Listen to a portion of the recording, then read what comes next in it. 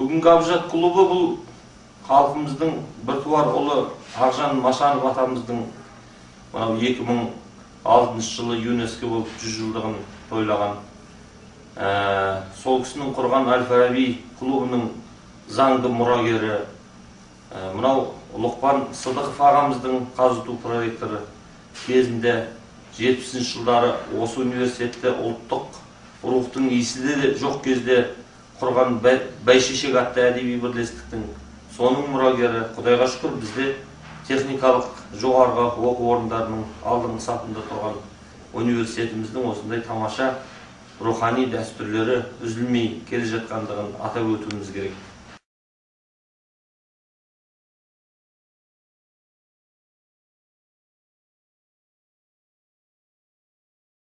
Міне бүгінгі күні осы Абжат клубы жалғыз ғана біздің политехтің ғана емес, жалпы Қазақстандағы, Алматыдағы студент жастардың бір бас қосатын, бір сырласатын, қоғамдық мәселелерді көтеріп соған ат салысуға бір жол іздейтін, сондай бір үлкен танымдық ой өрісін кеңітетін клубқа айналып отыр. Мынау болашақ жас инженер мамандардың дүниетанымдық бағыт-бағдарын кеңейту бір үлкен біздің алдыға қойған мақсатымыз болып табылады.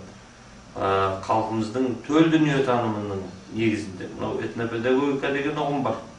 Кез келген ғылымды оқытып түсіндіру үшін сол халықтың өзінің төл дүниетанымын негізге басшылыққа алу керек деген. Міне осы бағыттағы істеп жатқан жұмыстарымызды ауыз толтырып айтуға болады.